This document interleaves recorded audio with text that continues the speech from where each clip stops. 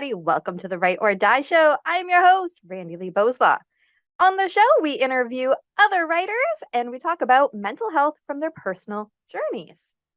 If you have not already hit that like and subscribe button, go ahead, do that now so that you never miss an episode. Hello, welcome back, everyone. I miss those glasses. They were so nice. Although I really do like these ones too. Just every time I look at them, I'm like, oh, those were good glasses. Anyways, with us today, we have Debra. Hello, how are you? Hello, it's delightful to be here, and I love women that wear colorful things like you do. Yes. Why, thank you. These glasses actually, and I've shared this on the show. I don't have any tops on, but these are the ones where you could change the tops. Oh, really? I've not heard of those yet. Oh, I love them. I actually just ordered some Halloween ones. How cool is that? Just today I decided to go plain and simple. So I Ah, don't have anything on, but it's very fun. Yesterday, I think, what did I have on yesterday? Like sparkles. They were like multicolored. I love bling. I'm all about the bling. I see that. I was thinking you had some nice bling too. I love bling. So I need to get some of those glasses. Can you tell us where you got them, or I'll ask you after the show? They are from Pear Eyewear. I'll throw my link for referral code in there because you get $25 off if you use it. I Oh, am not an affiliate or anything like that, guys, but if you're gonna order them, you might as well get the $25 off. yes. Kudos to you, Randi-lee. Thanks. I love them and I'm so excited for my Halloween ones. The one that I'm super excited about, they have like skeletons on the side. So I'm going to run around my house and sing the spooky, scary skeleton song and annoy my husband. Oh my gosh. A woman after my own heart. I love annoying him with songs. It's great. Yes, absolutely. And this year, actually, my kid got a pair of them too. So last year I had they have different styles. Last year I had more of a square style, which I still have those. So I could still wear those tops, but my kid got those ones too. So now every time my kid is like, I like these ones, I'm like, ooh, me too. So we can both wear them. Oh, that's a healthy way to encourage children to take care of themselves because, in my era, in the 60s, I guess you were square to wear eyeglasses. Square meant a nerd. So, Right. yeah, so I'm going to put my glasses on because you've got yours on. Well, I wouldn't be able to see you without them. Well, actually, let's see. I mean, I can see you, but you're very fuzzy. Well, better to be fuzzy than not at all. Yes, just like a peach fuzz, right? Yeah. As my kid likes to say when she puts on her glasses, oh, I can see in 4K now. That's wonderful. Well, mine are for reading, but Okay. yeah. So Yeah, I can read that. mine are for distance or like the screen. But I mean, like I can see you from this distance, but like if I look out my window, I can't see much out there. Okay. Well, you can't miss me. I'm kind of like what they say. I teach fitness online, and I try to be sensitive to people like me that are like, they used to say pleasingly plump, but it's size inclusive now. That's the new buzzword. I know, but I like pleasingly plump. Yeah, well, yeah, pleasingly plump, so that you can't miss me, Randi-lee. You can't miss me. I think so. This is I'm a little larger than I used to be. But I like pleasingly plump. I feel like that's like a fun one. Well, it is, but until you bend over, or if you look down and you can't see your toes. It could be. I think everybody just needs to own whatever makes them feel good. Oh, that's right. Whatever term works for you. Oh, yes. But we still have to pursue better health for sure. Always better health. It's all about health. It's not about size. It's about health. Yes, there you go. So I'm obviously still working on that. I think everyone is. It's always a work in progress. Well, it's hard because, when I was a teenager in the hippie days, I had my bell-bottom jeans, and you could see my hips poking out of my, Oh, uh, mine do. and I'm like, I got big hips and a big booty. Like, well, it that's just it, perfect for making children, I guess. That's what my doctor always said. But childbearing hips. yeah, that's right. That's right. That's right. So, he was telling me that while he was down there looking around. I'm like, oh, really? Thanks. Thanks so much. But, now it's like, where are my hip bones? I'm like, I can't believe something happened to me as somewhere, it's that fat gene I got from my mother. I'm like, thank you, Ma. That comes from my dad's side. Oh, I love bell bottoms, by the way. oh, When you said yes. that, I love them. I could not find them in stores because they're not really in fashion. So my husband found me a pair on Amazon. Oh, how cool And is they are that? my favorite pair of jeans that I own. Oh, I love them. And, they actually, what's coming back are jeans that start belling out below the knee, those kind of groovy, Yep. because I'm still a hippie and I like to wear them, but I've noticed I tried them on and I was just like, the bottom of the bells got caught between my legs when I was walking. And I'm like, I never had that problem when I was younger. I'm wondering why I'm like getting caught in my own pants. I'm like, Yeah. I haven't figured out why. Maybe it's because my legs are closer together now.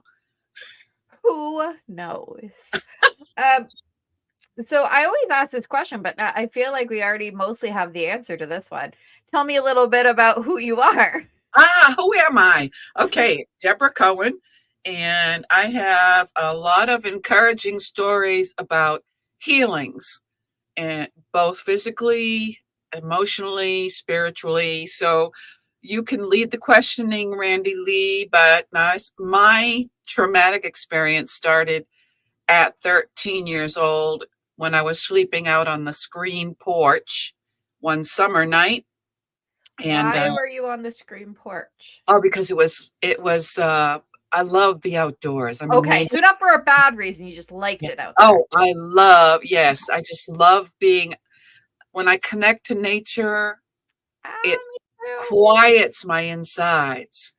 And so I was having a wonderful sleep, and for some reason, my eyes popped open in the middle of the night, and I saw a shadow of my stepfather standing in the threshold.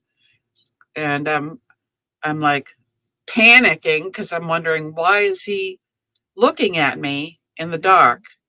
And you can imagine what as he came toward me and started fondling my breasts. I freaked out because I wanted to scream, and my mother had drilled into our heads. I'm the oldest of 9. If it wasn't for your stepfather, you'd be in a foster home. So at that, I had to make a decision. Should I scream and end up in a foster home, or should I be quiet? So I chose to be quiet, and didn't know anything about stuffing your emotions, but that's exactly what I did. It's a defense mechanism, I guess, survival tactic for people that go through a devastating trauma. It goes in your body somewhere and stays hidden until something happens later on. In my case, let's see, probably in the mid 80s, when it came back to me after a car accident. And I was walking down the street with my Sony Walkman, another sunny afternoon as an adult now. I'd totally forgotten this had happened to me. Guys, a Walkman, it is like a little device that, I mean, in the 80s, probably a tape Walkman. You'd put a cassette, and a cassette is this little square thing that has music on it. You put it in this thing, and you'd have wired headphones to listen, and you'd have to carry this kind of a little bit bulky. I mean, it was this big, but like bulky. Yes. And you'd have to carry with your wired headphones, just for that younger generation who doesn't know what a Walkman is. That's cool. You can interject anytime I use some strange words. So well, let's see. If I was born in 54, this happened to me when I was 13, 64, so maybe 67. So here we are in the mid 80s, never thought about it again.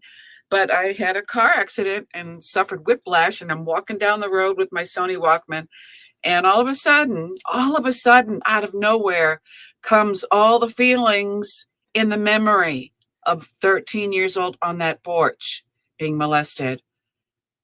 And I freaked out because I'm like, at first I didn't know if it was me that was feeling that. It was very strange. And then I realized that happened to me. And I had a panic attack, my very first panic attack. I tried to stuff it back inside because if anybody's had a panic attack or anxiety, man, it's a terrible place to be because you feel like you're losing control of your faculties, yourself, your mind.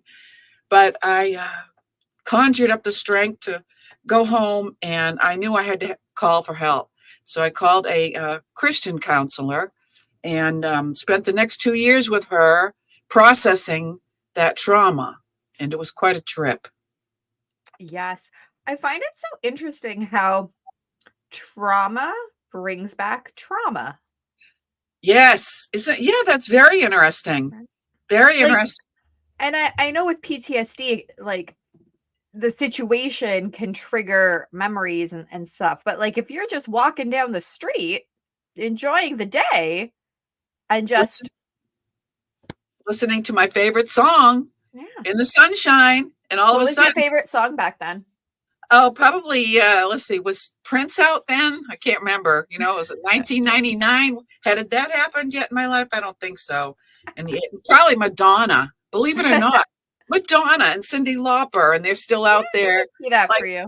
Whoa, I'm like, man, you know, I wanted to be one of them, but I fell into the party wagon. Yeah.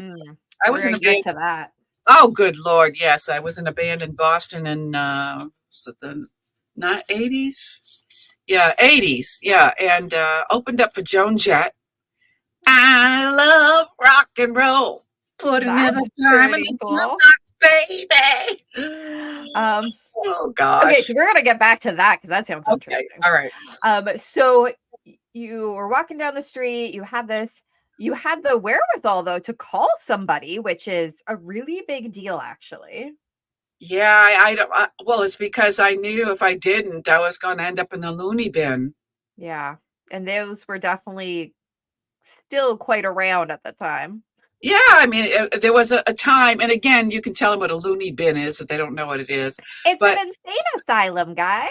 And yes. If you want more info from that, you can go back and watch the Bedlam episode that we did about insane asylums. There you go. And because of the era that I was born in, it was not cool to go to a psychotherapist because people were afraid of getting forced into a nut house. Yeah. Because I had a nut that ended up there. And that's what they used to do. And again, go watch our Bedlam episodes about history of mental health. It's so interesting. But that's what they used to do. You had a mental illness. There was nothing we could do for you. Basically go out of the way, go out of society, go be in this building so we don't have to think about you or do anything for you. Oh, sad. Very, very sad. So, you know, there's that fear in there about exposing yourself. But I think this is a time in this world when counseling was starting to become trendy, you know? So I guess I took a chance. I didn't know if I was going to get checked into, but I couldn't manage myself. So I called, and I just would like to share 2 books, if I may, with your listeners. Of course. These 2 books for people like maybe some people don't have a way to go to a counselor, but you've been molested or traumatized. The book that saved me at home this book has a workbook with it. It's called The Courage to Heal. And it's by Ellen Bass and Laura Davis. And it comes with, I don't think there was a workbook when I had it, but my therapist said, well, whatever the word is now, I don't know what you call trendy psych people. You can call him a therapist. It's all okay. The therapist said, I want you to go home with this book and find a safe place to be in a room where nobody's going to bother you and you don't have to be afraid of being made fun of by even family members that do that. Yes. And start to dig into this book, The Courage to Heal. And when you read it, if you come into that same place where you start to panic, I want you to tell yourself out loud, it's okay now, you're safe. It's okay now, you're safe. And just stay in the moment. And it happened to me that way. I had to talk to myself that way. And I could only do it a little bit at a time. And Yeah. slowly, over a long period of time, I came out of that trauma, but was left with PTSD triggers. That was my Mhm. diagnosis, PTSD. The second book that I wish I had done before I got married. So you if you think that you need another person in your life to feel good about yourself, the definition is called codependency. Yes. And I got that from my mother, because a lot of times my mother was the child and I was the mother with her. Well, yeah, once you said your mom would say, if it wasn't for, then you'd be. Yep.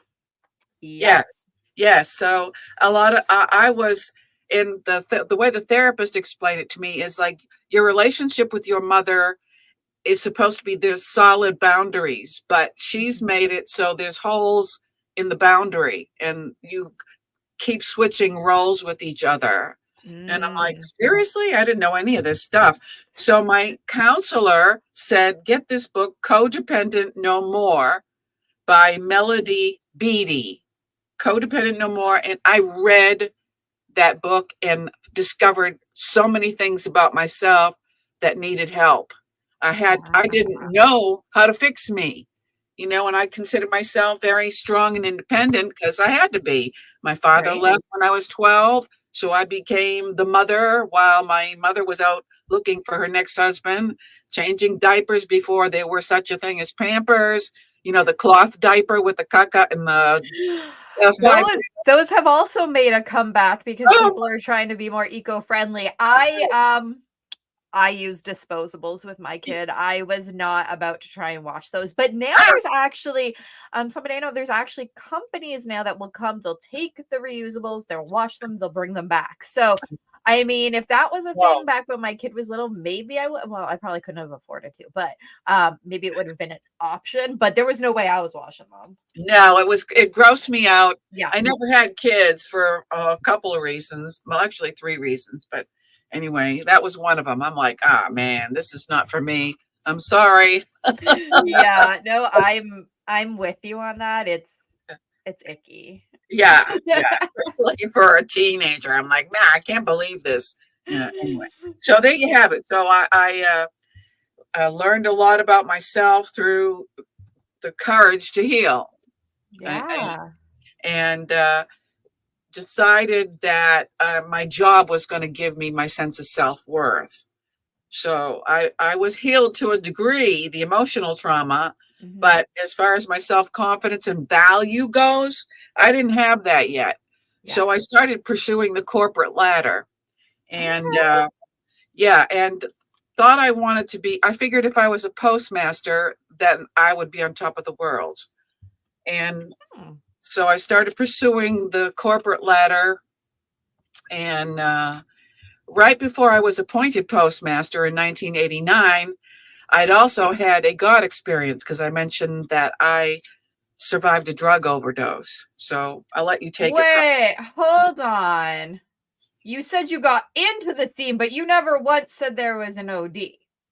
So Oh, let's take it back now. okay. Okay. So when did you start into that scene? The drug scene. Yeah. Uh, when I was 22 in a rock band. Well, actually, at that time it was new wave music, Okay. and So was that during therapy, before, after? before, Okay, so before you started in therapy.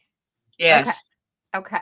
That yes, that that does make a lot of sense yeah. because you're probably unconsciously trying to deal with this trauma that you have crushed down. Exactly, because I believe that anybody that takes recreation drugs, if it's not like now, you couldn't take marijuana for health when in my era, you couldn't. It was illegal everywhere. Yes. But if you take drugs just to get high, you're actually it's a cry for help.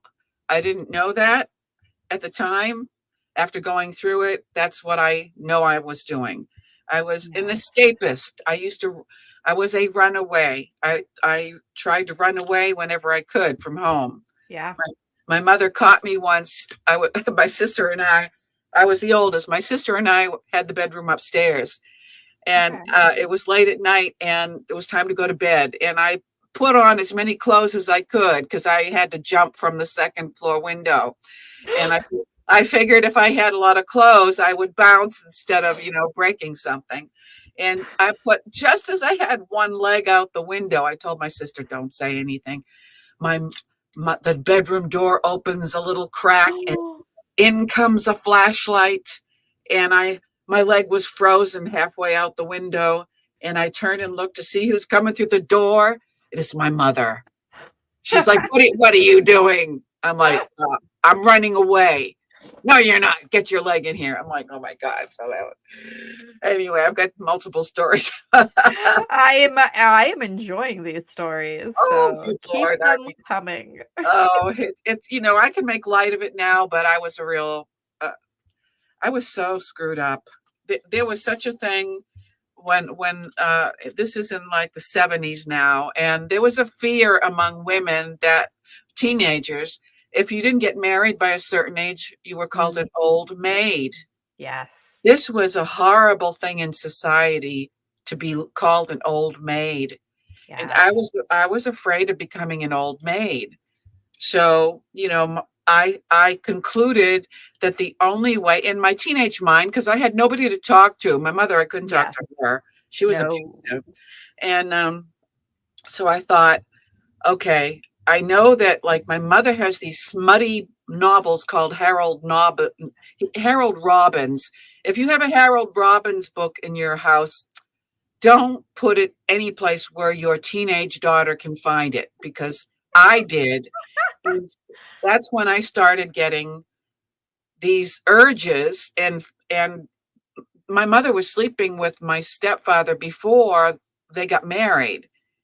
And I was so angry about that. And I don't know why, because I didn't know that it was not okay to sleep with your boyfriend back then. That's what you got Mhm. to keep putting yourself in the mindset of the 60s and 70s. Oh, yeah, that was very taboo. No, no, Yeah, no. very taboo. You had to do it secretly because you didn't want to be called a whore or a floozy or Yeah. tramp. People would just label you old maid. It was right in there with negative titles. So I thought, what was I saying? I forgot. See, yeah, we we were talking we were talking about how you, were, well, running away, Oh, and oh, originally the story was about how you got into drugs. okay. So let me just finish this. So anyway, so my mother taught me that premarital sex was the way that you keep a guy. You have to sleep with him. So Oh. so I went on the prowl for somebody to sleep with so I could have a boyfriend, because I didn't want to be an old maid. That was horrible. I can't believe that's what I thought. I think now, old maid aside, I think that is a lot of teenagers' reactions now, though, is if I sleep with you, we're gonna be together. We are together because this is such an intimate and important thing. And I think that a lot of teenagers who are dealing with trauma, whether or not they realize it, are doing that to try and connect with somebody because they don't have other connections or their household is bad. And it's it's still very much a thing, as Mm. other than being called an old maid, but it's still very much a thing, teenagers doing that. Yeah, it's sad because it's because the parents don't teach the daughter about the birds and the bees. We used to don't know why they call it the birds and the bees, but my mother should have sat me down, but she couldn't because she was screwing around with this guy that ended up being our stepfather. Yeah. And free love.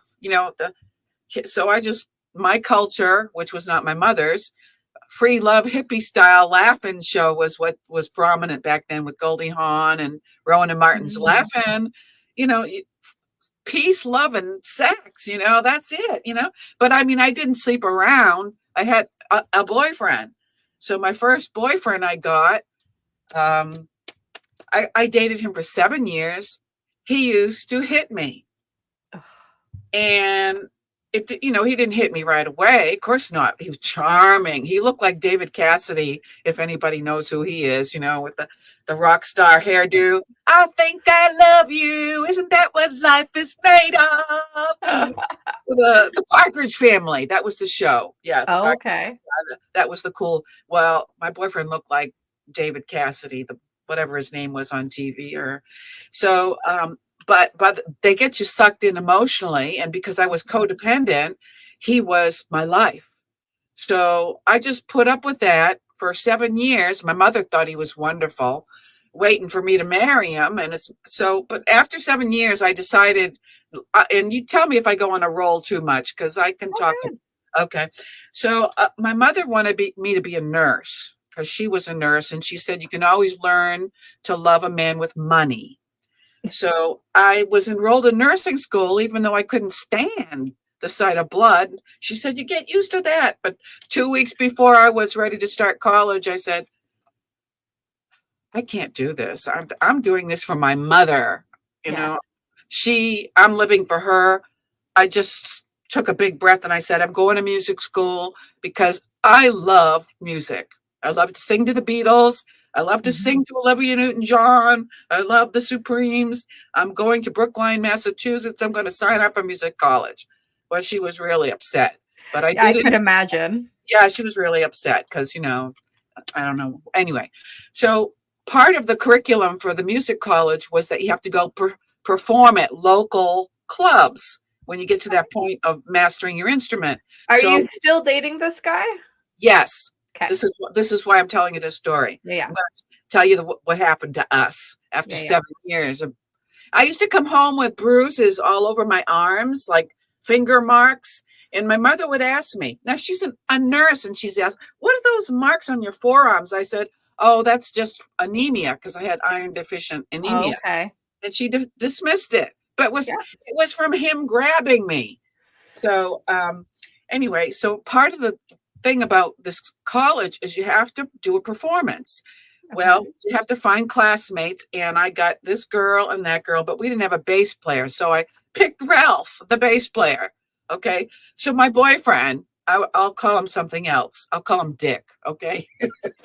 Seems fitting. So Dick comes to it was called Pooh's Pub. If anybody is familiar with Kenmore Square in Boston, this is where the students played at this college, School of Contemporary Music. It's defunct now, so don't look it up. Anyway, it might be in the archives. Okay. So here, I almost said his real name. Here Dick comes, and he sees me on stage with another man, Ralph, the bass player, and he pitches a fit in front of all my friends. He pitches a fit, says, he's telling me, you're not going to play with that guy on stage. I mean, when we drive down the street, I'd be in the car with him, and if I dared look to the right, he would let me have it. What are you looking at? I'm like, he was really a control.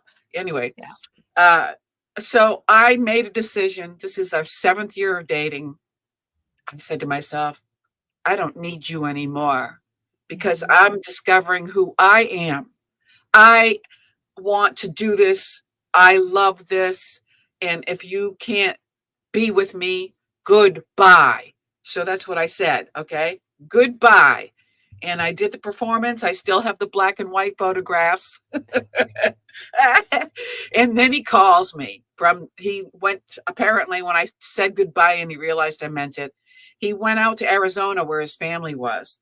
And he calls me and he says he's going to kill himself if I don't take him back.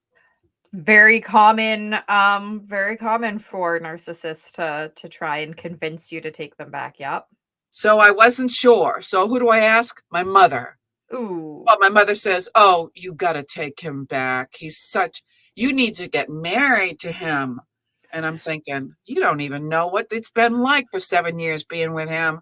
I don't care what he does to himself. I am not responsible. I had started my therapy now. Okay. I'm not responsible for him. I am codependent no more. Anyway, he did not kill himself, and I left him. Goodbye. Yay! So when did you start using drugs during all that? Okay, it was after that. I guess It I was think after that. actually, like there's a lot of confusion. I need to write Oh, down the chronology of this because it's going to be right, you do. There's a lot. yeah, it's gonna be in a book someday, but Yeah. not because I want to just talk about my trauma. I just want to educate people, let them Yes. know where they're going off. Because when you're that confused, you don't know. Well, I mean, Mhm. here I'm in the rock band now. Okay, the music thing. So that's when I started taking drugs after that because I got good enough on guitar. I couldn't, when it came to the college about reading music, I could not understand why I was getting the bass clef confused with a treble until much later on when I was taking piano lessons and I was told I have dyslexia. I'm like, oh my God, I didn't know this at the time, but that's why I couldn't read the sheet music. So I played it. I learned my bar chords on my guitar. It's right behind me, the guitar I bought and learned on my Les Paul, people. You can drool, Mhm. get a napkin, look at the Les Paul. This is my baby. Yes, yes. I actually had guys that I dated, and they wanted me to sell it because it was worth money. So I No, said, you don't sell that. you know what I said? Goodbye. Yeah, exactly. Goodbye.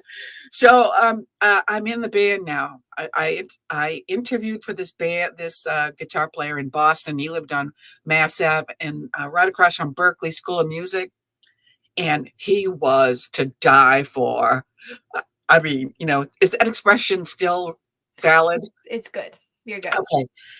I'm with this drummer. We're interviewing to be in the band, and I'm going to say his real name, not his last name, Michael. Michael, you are a tall Greek god with raven black hair and olive skin, short white shorts on.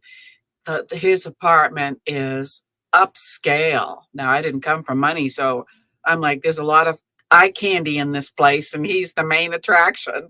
And I'm sitting next to the drummer that I'm dating. I'm like, oh my God. So we had to audition, and I passed the audition. Well, I did not know it, sold pot.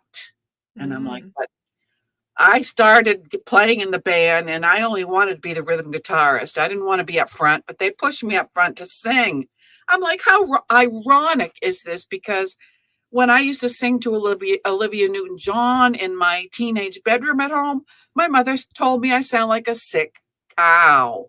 I had to go through counseling to be able to sing in front of people. It took me Oh. decades to get over that one criticism because that was so special to me to be able to sing. Mhm. So, uh, anyway, I started looking at Michael and thinking about this drummer, and I'm like, nah, it's time to upgrade. I'm going to start dating Michael. So I did. We'd be in this other room, the band, the practice, and then I'd sneak out to go to the bathroom, and he would too, and we'd be smooching in the bathroom, and the drummer had no clue what I was doing. I finally broke the news to him, because that's not nice, is it, girls and ladies? Nuh-uh-uh-uh. So anyway, in that circle of wealth and excitement, because we lived downstairs from the WBCN radio disc jockey Mark Parento. So like there were all kinds of rock star parties. Like one time the Cars went through the revolving door, and I'm like, I was going out and they were coming in. And I'm like, oh, I wanted to upgrade again right there. but I couldn't because I was with Michael. I was living with Michael now, Mm. and but he had all kinds of parties. And then we started playing out because it was his band. There was all kinds of free drugs, a lot of lines. I mean, so I branched out, started doing cocaine, and he turned me on to magnums of Dom Perignon and took me out to the finest places. And it was like a Cinderella story. He spoiled me because he had money, right? Especially coming from that horrible relationship. Yes, yes, yes, yes, exactly. I mean, he'd take me shopping and he'd sit in the chair, these upscale stores, and I'd try on dresses and dresses that I could never worn because they're out of my league. I mean, I had champagne taste with a sow's budget, beer, beer, beer purse. Champagne taste with a beer budget. My mother always said, "Where do you get your expensive taste from?" I'm like, I don't know. I just like I like nice things, but I don't hoard. I just like nice things. Mhm. So anyway, um, that's where the drug problem came in because uh, I started using drugs to overcome my fear of singing, Mm. and ended up with an overdose, some kind of, I think it was window pane acid. It was laced with strychnine or something. And man, that was a nightmare. So that was the first time I actually cried out to a God that I did not know.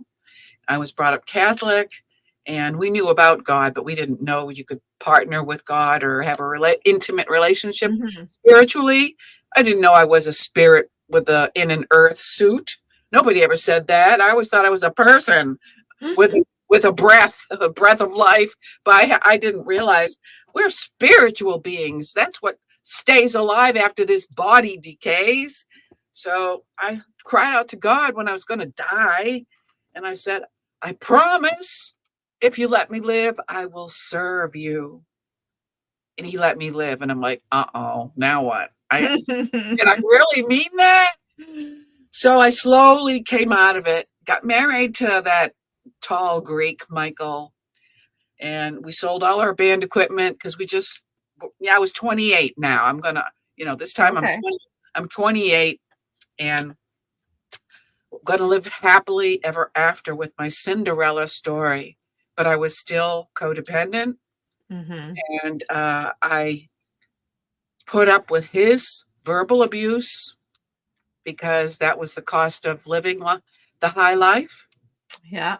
And when the song came on the radio one time, I was alone in our newly built home on 19 acres of land, and Wow. this song came on the radio by Foreigner. I want to know what love is, and I started singing. I want to know what love is. You know, I know you can show Oh, I me. know that one. I know that song. I want to feel what love is. And I fell down on the floor, crumpled up in a ball, and cried and cried. Mm. And here I am married with Yeah. this guy that has everything I could ever want for, but he was emotionally abusive again. He just called me names. Instead of saying nice things to me, my name was F.A. Hey, F.A. So he would snap his fingers, go get me a Milky Way out of the freezer. Well, FA means fat ass. And that was the price of living that life. Yeah. I mean, I And guess, for many people out there, they think, well, at least he's not hitting me.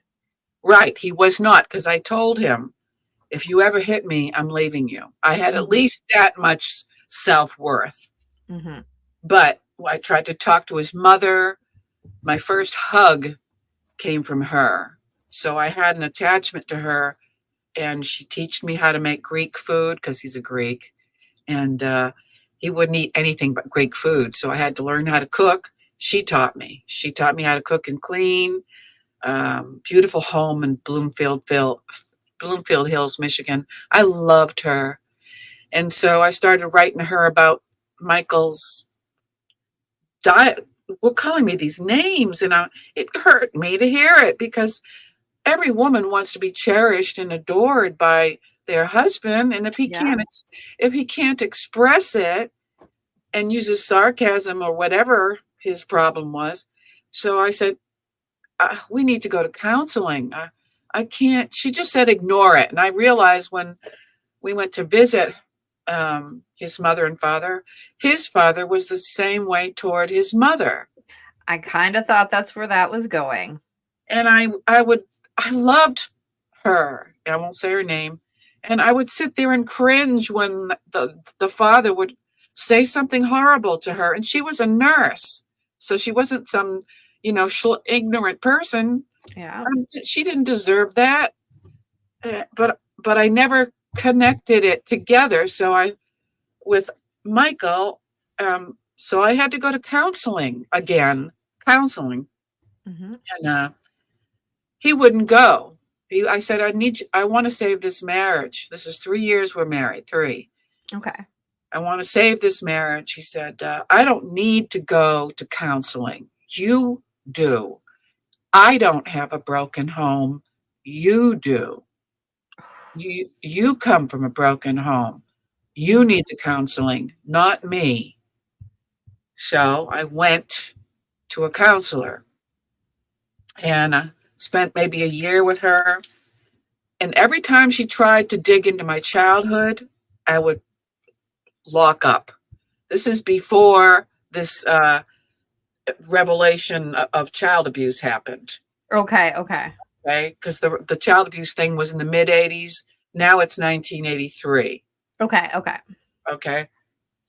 I said, I just fought the counselor tooth and nail. I said, I don't want to talk about my childhood. It has nothing to do with my marriage. And she kept trying to dig in there. And she tried and tried and tried. And I wasn't about to go there. Yeah. And that's exactly what I needed to do. Mm-hmm. But I guess I was too afraid to go there. I didn't want to go there. It was a horrible childhood. Makes sense why you would be too afraid to go there. Yeah. So the counselor finally said, and I don't know if this was right of her to say or not, but this is on our last. She said, "Look," and she had no scorn in her face because that was so important to me. I started learning how to read people, Oh, okay. Yeah. She said, look at yourself. Consider yourself as a bird in a cage. You're the bird. Your husband's the cage. And you have to decide if you want to stay in the cage or fly. That's all she said. No, she said, I'm going to release you because I can't help you. So in my mind, I thought she was saying, you either have to stay with this guy and it's going to be the same old, or you need to get divorced. So that's what I did. I filed for the big D, and it actually ended up being an annulment in the Catholic Church. Oh. If you're annulled, you can remarry a Catholic. And he met this other woman who was a Catholic, and he wanted the annulment so that they could have kids, Catholic kids. And so the irony of that is, in the Catholic Church, if you pay the Catholic Church enough money, you can have an annulment, which means you were never married. You've been married for 3 years, but you've never been married? Yeah. Okay. So I left, and that's when I went to the counselor in Maine and started working on my postmaster pursuit. And so it helped me to go next. Wow. I'm just sucking it all in. That's a lot. And I mean, we jumped time back and forth a little bit, so we had to stay thinking with you. So over then the last, I guess, almost 30 years or so, if my math is sort of mathing, maybe 20 years. How have you been? Good question. Yes. I started focusing on my spiritual being after the drug overdose and started to explore Christianity, which led me to a trip to Israel in 1999. And I went back to college and decided that I was going to be a missionary, because after God saved me from an overdose, he became my main topic of conversation. And the friends that I had dump me because they're like, why are you talking about God all of a sudden? And, Mm-hmm. Easy with the God stuff. I wasn't a Bible thumper. I didn't say, you're going to hell. I didn't do none of that. I just, if you love somebody, don't you want to talk about them? Mm-hmm. God is as real as the person I'm looking at. So I Mm-hmm. thought, okay, I'll throw this in there and then continue with the story. So because I was such a God freak, I decided it was taking too long to become a postmaster. So I decided I was going to join the convent in 1989, okay, in Portland, Maine. So before that, though, because I don't want to forget it. Uh, okay. Yeah, I think that's right. Okay, so let's do the convent thing because then comes the other part. Okay. So I have, I'll just make it real quick and then you can ask any questions. I have an interview with Father Bob, and I just asked him one question and he asked me to leave because of the question. All I did was sit down during the interview and he said, do you have any questions? I told him I don't want to be a cloistered nun, and pray in a closet all day. I want to go out and tell the world about my love for God. I said, but why is it that Catholics don't allow female priests? And that offended him, so much so that he asked me to leave. He said, before you make a lifetime commitment at something you obviously know little about, I suggest you go home and read your Bible, little girl. I'm like, seriously? So anyway, he showed me to the door and I shook my fist at God because Catholics think the priest is God, and so I'm like, so I went down to Nashville and joined a blues band, sang the blues, blah, blah, blah, blah, blah. Fast forward, then I had an offer for a postmaster. In 1990, I become postmaster of Bailey Island, Maine. Did that for maybe 3 years, got tired of that, I was getting bored. And so anyway, then I went back to college. And that's when I started thinking about the missionary mindset, and went to Israel and discovered that in my studies at the Jerusalem Institute that Jesus is a Jew. I'm like, I never heard that in my entire life. Jesus was a Jewish rabbi? What is Well, this? then to be fair, I mean, he maybe could have said it a little more tactfully, but to be fair, maybe you shouldn't have been a nun at that time. Yeah, exactly. So I've always been a misfit. And so anyway, I started on a quest on my own, studying the Torah, which is what Jesus taught, and started dabbling in, let's say, different, deeper Bible books, not doctrines of men, but studying truth for myself, Mhm. and have experienced several miraculous body healings in prayer and in singing. And singing has a lot to do with my recovery, ironically enough, because of my mother's horrible things she said about me. Mhm. I had a desire in me to sing. Singing is beneficial for not only physical health because it improves your breathing, it gives you focus for those that have ADHD. But everybody has their own voice inside. It's not like a talent show. See, a lot of people say, I can't sing, because I started this singing circle 3 months ago to try to have people come to the singing circle. And in a circle of people, you don't need any talent, you don't need to read music, but you want to come out of your self-consciousness and find out what voices you have from your deep inner soul, those secret places. So I create a safe place for people to sing these little songs that I teach. And if the people want to take a solo and sing that out loud without fear of criticism, that's not allowed.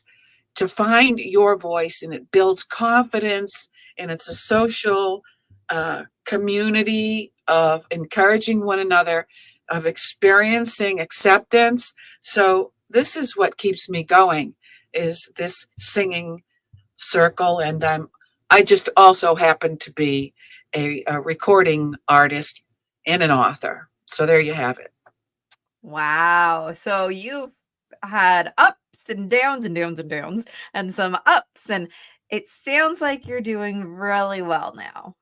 I really am. I will be 70 this year. It has Wow, taken, you do not look like you're about to be 70. well, it's the singing. Singing is, Okay. it brings oxygen, it brings joy, it brings connection, it brings healing, it brings inner peace. It gets rid of, at least temporarily, because I deal with these, like I told you, PTSD triggers. Yep. Singing just helps you remove all the baggage, even if it's only temporarily. It's Yes. and so it keeps you young at heart. The child within gets to play.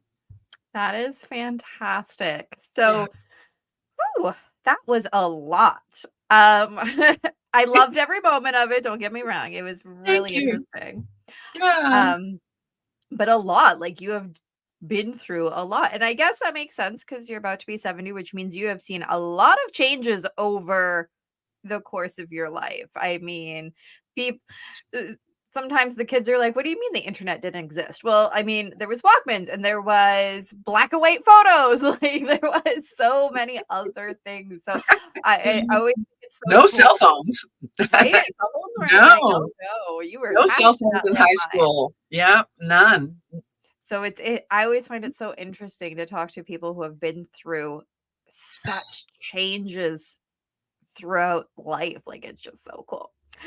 Um, I always like to ask though, what would you tell somebody? What would be your piece of wisdom for somebody who is maybe trying to deal with some trauma that has resurfaced? Mm. Well, like I said, um, the first thing is to find a safe place where you can pick up the phone.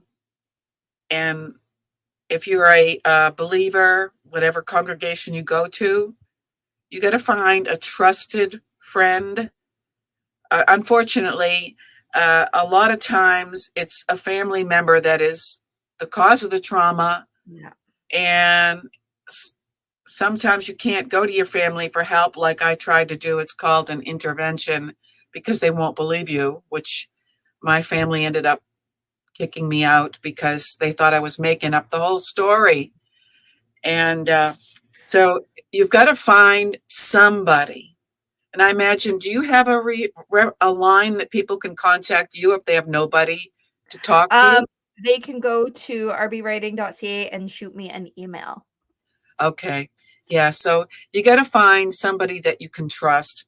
I didn't have anybody to trust. I was a loner. So, but I was a believer at that time and asked, I think, my pastor for a counseling reference.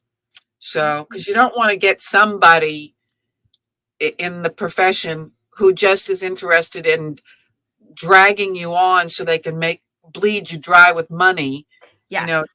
you want, there's a lot of therapists out there that are not honest and they want to keep you coming to them because you're their bread and butter.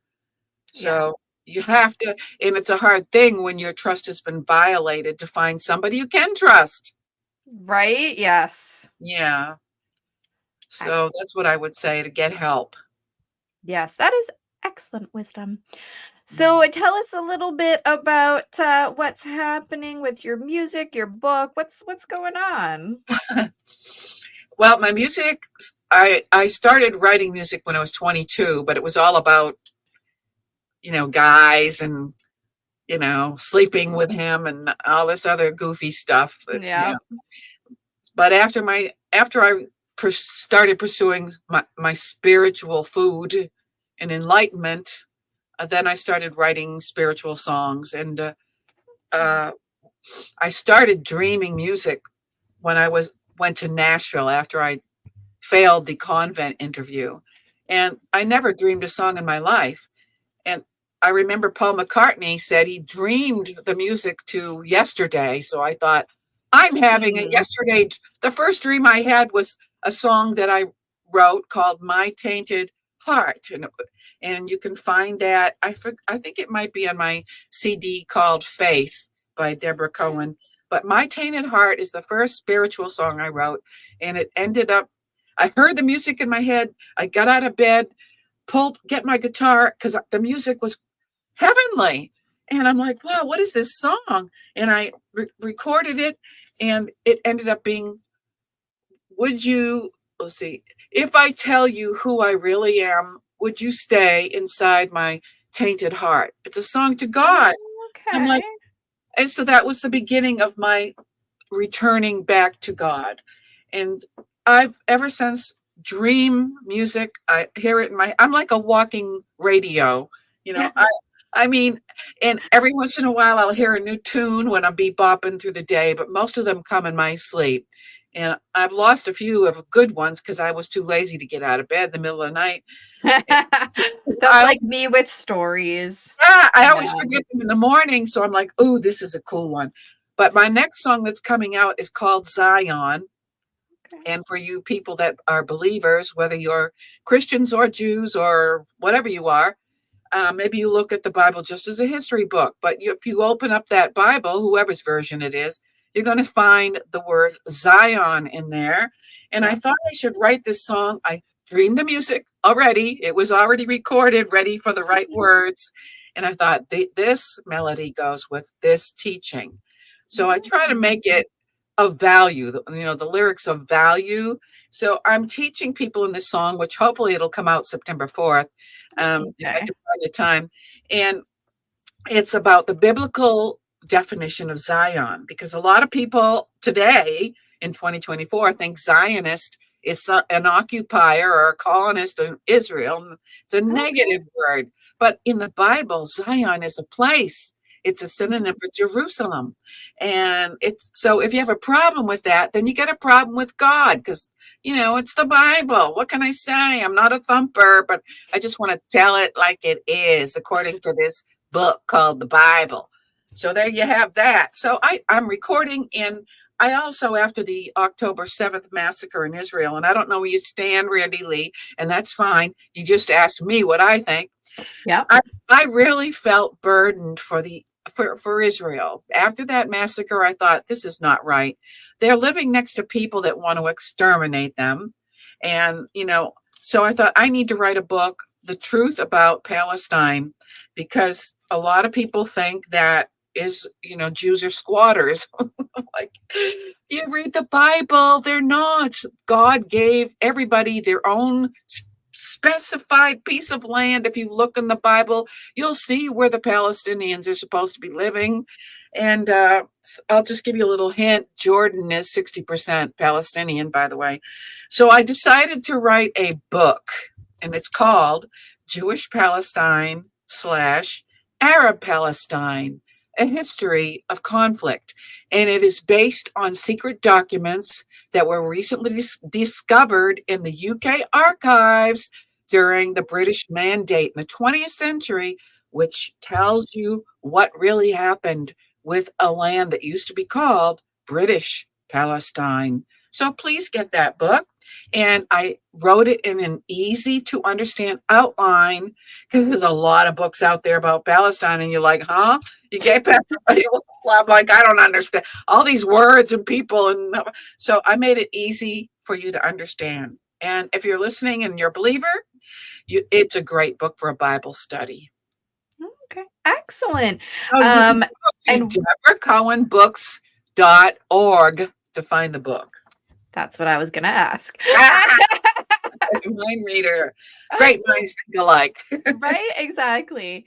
And where do people follow you? Oh, good question. Thank you, Randi-lee. They can go to my website, Debra, and don't forget to spell it right, DebraCohen music.com. Just go to my website, and I try to put everything in this website so you can just go to one place to find out about me and kind of venture on from there like a rabbit trail. Awesome. Well, thank you so much for coming and sharing the whirlwind that is your life. I was gonna say was, but you're still right there. Oh, I'm in my Is. prime now. I mean, I've been just asked to go on the road and tour with some place, Tampa Fest, because I'm in Florida. And I asked my husband, I said, because I've always wanted to, go around the world and share my music and my message. And I asked him, and he says, "Sure, honey, if that's what you want to do." But I thought, you know what? He depends on me for meals. He works at home, and I thought, you know, I want to do this, but I really love him, and I don't want to leave him by himself. So And the fact that he said go do it and leaves it to you, oh, you finally got your good one. yes, he's my soulmate, and so I'm going to just sing locally, and I'm in the Tampa Bay area. So if anybody wants to, have me come sing in the church or the synagogue or whatever, I'm here. I'm just a email away. So you can Excellent. contact me by going to info@debracohenmusic.com. Email me your message. You sound like an infomercial now. I love it. So thank you so much for being on the show, and I wish you the best of luck with all of your local singing. Thank you, Randi-lee. It was my pleasure, and I really love your artistic flair and if people are looking at your room, I'm like, man, I need to do some more work in my room. How did you get those checkerboards? What are they? They're little foam pieces, Amazon. Really? Yes. I think it looks groovy. Now, are they like sections, or each square is different? Each square is its own square. Oh, really? And then I decided to checkerboard them. Oh, wow. I mean, that takes a lot of work. Did you staple them to the wall? Yes. Would you mind if I copied you? Go ahead, do it. All right. And then when people say how awesome it is, be like, well, go check out the Ride or Die show. You'll see it. And then we'll get more subscribers, because everyone who's listening right now, we are 10 subscribers away from 250. 10. Whoa. So if you haven't subscribed, why? Like 250, guys, this is a really big deal. Share this out. Tell people. Just do what I do and take your family's phones and go on and just subscribe. I've done that before. I've been because my mom has no idea how to use YouTube. So I took her phone from her and I subscribed for her. Oh, that's so cool. I'm going to do that now as we do the outro. Yes. So make sure you share, because 250, that is a huge deal. I mean, obviously the goal is lots and lots and lots, but 250 is the next step in this goal. We are only 10 away as of this morning, so do it.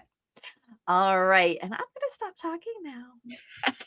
As always, thank you so much for the amazing guests that we have on the show.